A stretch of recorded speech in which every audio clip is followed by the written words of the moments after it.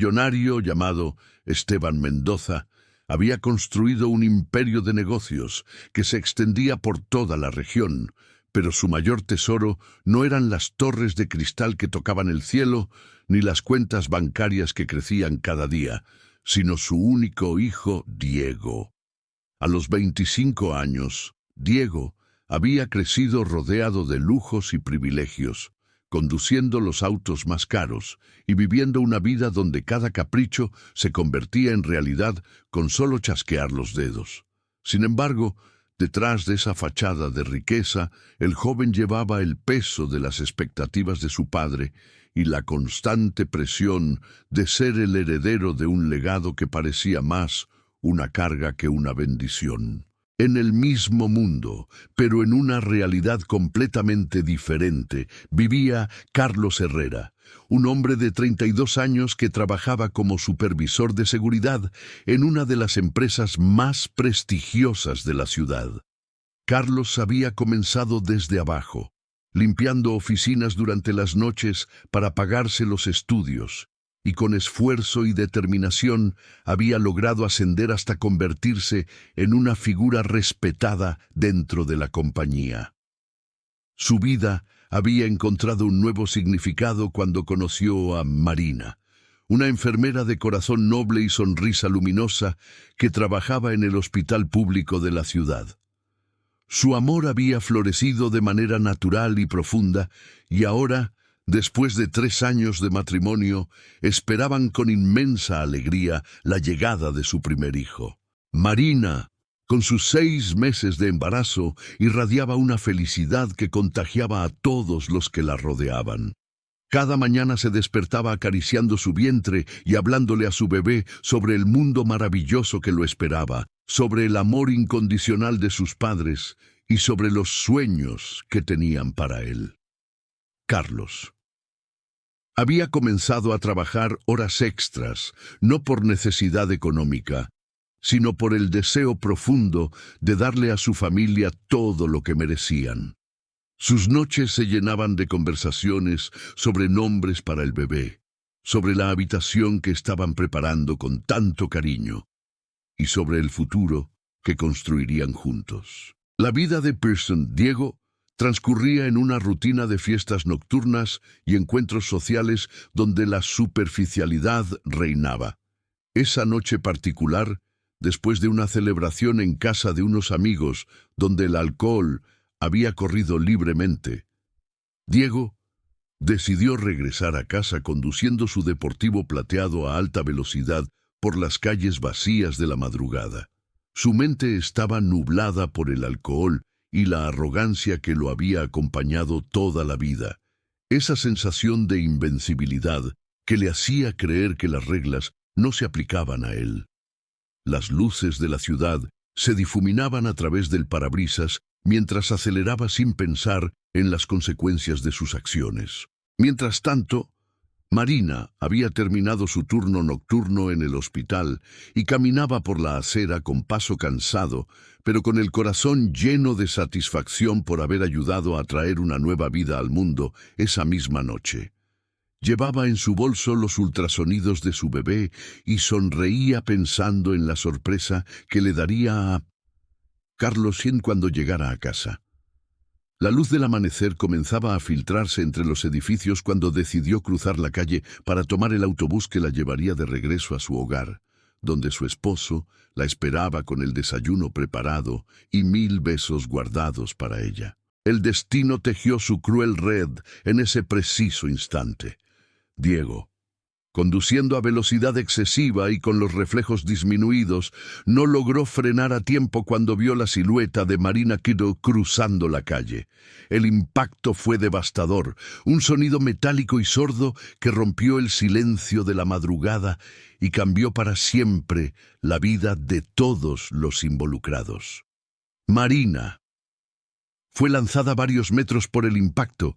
Su cuerpo frágil no pudo resistir la fuerza del vehículo, y tanto ella como su bebé perdieron la vida en ese momento que duró apenas unos segundos, pero que resonaría por toda la eternidad. Diego Bajó del auto con las manos temblorosas. El shock inicial dio paso al pánico cuando comprendió la magnitud de lo que había sucedido. Sin pensar en ayudar o en llamar a los servicios de emergencia, su primer instinto fue protegerse a sí mismo. Con el corazón latiendo descontroladamente, hizo una llamada telefónica a su padre y en cuestión de minutos, Esteban había movilizado todo su poder e influencia para proteger a su hijo. Abogados, investigadores privados y contactos dentro del sistema judicial comenzaron a trabajar inmediatamente para borrar cualquier evidencia que pudiera vincular a Diego Luis con el accidente. Carlos Henry recibió la noticia más devastadora de su vida a través de una llamada telefónica fría y burocrática de la policía. Su mundo se desplomó en un instante cuando le informaron que su esposa y su hijo no nacido habían muerto en un accidente de tráfico. El hombre que había construido su vida sobre la base del amor y la esperanza se encontró súbitamente sumergido en un abismo de dolor inconmensurable. Los días siguientes pasaron como una neblina densa. El funeral de su Marina se convirtió en una despedida desgarradora donde Carlos tuvo que encontrar fuerzas que no sabía que tenía para despedirse del amor de su vida y del hijo que nunca conocería. La investigación policial se desarrolló de manera extrañamente lenta y con obstáculos inexplicables. Cada vez que Carlos Inu preguntaba sobre el avance del caso, las respuestas eran evasivas y las promesas de justicia sonaban cada vez más vacías. Los testigos desaparecían. Las cámaras de seguridad de la zona habían fallado misteriosamente esa noche y las evidencias físicas se volvían cada vez más escasas. Carlos comenzó a sospechar que había fuerzas poderosas trabajando en contra de la justicia, pero su dolor era tan profundo que le costaba concentrarse en otra cosa que no fuera la ausencia aplastante de Marina. Mientras tanto, Diego se intentaba continuar con su vida, pero la culpa comenzó a carcómelo desde adentro. Las noches se volvieron largas e insoportables, plagadas de pesadillas donde veía el rostro de Marina y escuchaba el llanto de un bebé que nunca pudo nacer. Durante el día fingía normalidad, pero cada vez que veía a una mujer embarazada en la calle o escuchaba hablar sobre familias felices, una punzada de remordimiento lo atravesaba como una daga. Su padre, Esteban, notaba el cambio en su hijo, pero interpretaba su estado como el shock natural después del accidente, sin imaginar que la conciencia de Diego estaba librando una batalla interna que amenazaba con destruirlo. La vida de Carlos se había convertido en una búsqueda obsesiva de la verdad. Había comenzado su propia investigación, utilizando los contactos que había hecho durante años de trabajo honesto y dedicado. Lentamente, como armando un rompecabezas complejo, comenzó a reunir pistas que lo llevaron a sospechar que el accidente no había sido investigado adecuadamente y que alguien con mucho poder estaba ocultando la identidad del responsable. Su dolor se transformó gradualmente en una determinación férrea de encontrar justicia para Marina y su hijo, sin importar cuánto tiempo le tomara o qué sacrificios tuviera que hacer. Esteban, por su parte, comenzó a enfrentarse a una realidad que no había anticipado. Su influencia y dinero habían logrado proteger a Diego del sistema judicial, pero no podían protegerlo de su propia conciencia. Veía a su hijo deteriorarse día tras día, perdiendo peso, durmiendo mal y alejándose de todo lo que antes le daba placer. Como padre, Esteban se debatía entre el instinto de proteger a su hijo y la creciente comprensión de que tal vez la verdad era el único camino hacia la redención.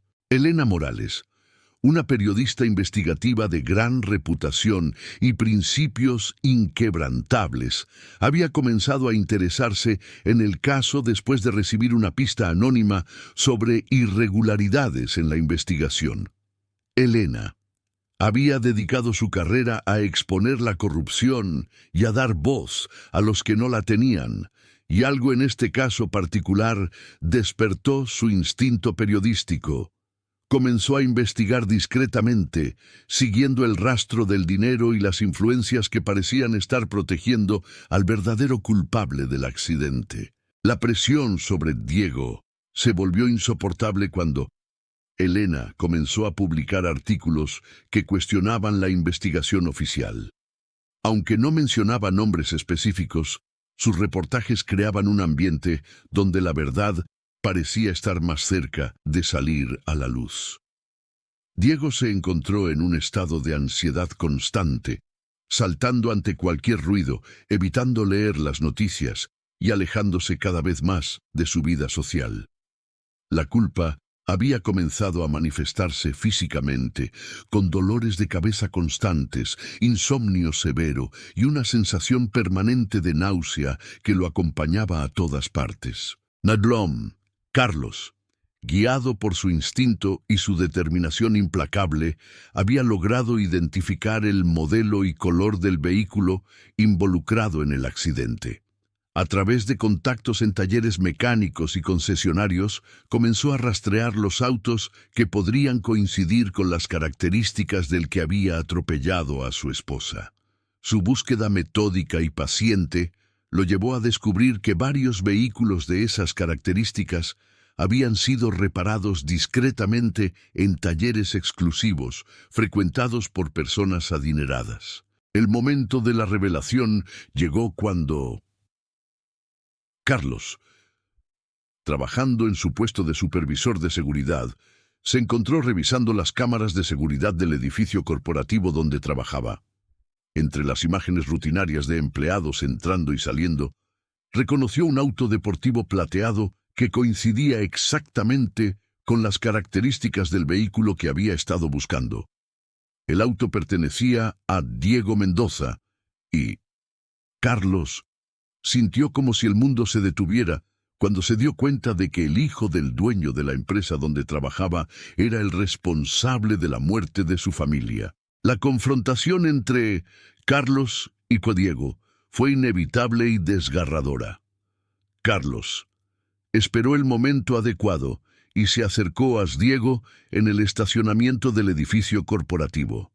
Cuando reveló su identidad y confrontó al joven con la verdad sobre el accidente, Diego se desplomó emocionalmente. La culpa reprimida durante meses salió como una cascada de lágrimas y confesiones entrecortadas.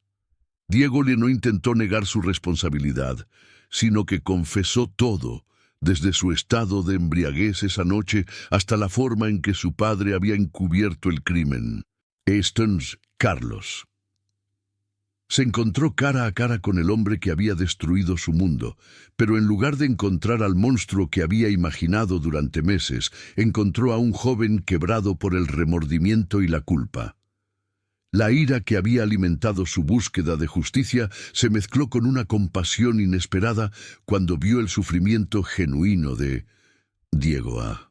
En ese momento, Carlos comprendió que la venganza no le devolvería a Marina ni a su hijo, y que ambos, él y Diego, eran víctimas de una tragedia que los había marcado para siempre. Diego tomó la decisión más valiente de su vida al confesar públicamente su crimen, a pesar de las súplicas desesperadas de su padre para que guardara silencio. En una conferencia de prensa que organizó Elena, Diego relató toda la verdad sobre la noche del accidente, su estado de ebriedad, la muerte de Marina y su bebé, y la forma en que su padre había utilizado su poder e influencia para encubrir el crimen. Su confesión fue un acto de redención personal, pero también una traición dolorosa hacia Esteban, quien vio cómo su imperio empresarial y su reputación se desmoronaban ante los ojos del mundo. La justicia finalmente llegó, pero no de la forma que Carlos había imaginado. Diego fue sentenciado a prisión, pero más allá del castigo legal, encontró en el perdón de Carlos una oportunidad de paz interior que no creía merecer. Carlos, por su parte, descubrió que perdonar no significaba olvidar, sino liberarse del odio que amenazaba con consumirlo. Estableció una fundación en memoria de Marina y su hijo no nacido, dedicada a ayudar a familias que habían perdido seres queridos en accidentes de tráfico. Esteban perdió no solo su imperio empresarial debido a los escándalos legales que surgieron de la investigación, sino que también enfrentó la pérdida más dolorosa de todas, la confianza y el respeto de su hijo.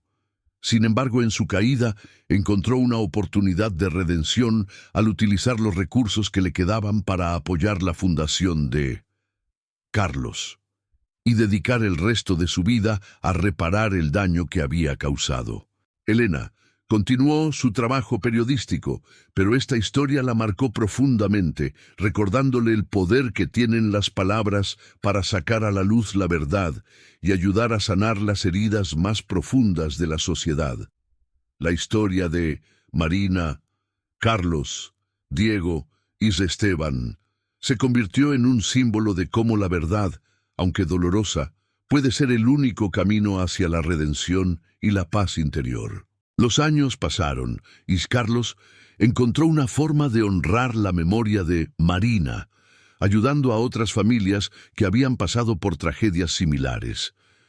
Diego, desde la prisión, se convirtió en un activista contra la conducción bajo los efectos del alcohol, utilizando su historia como una advertencia poderosa para los jóvenes.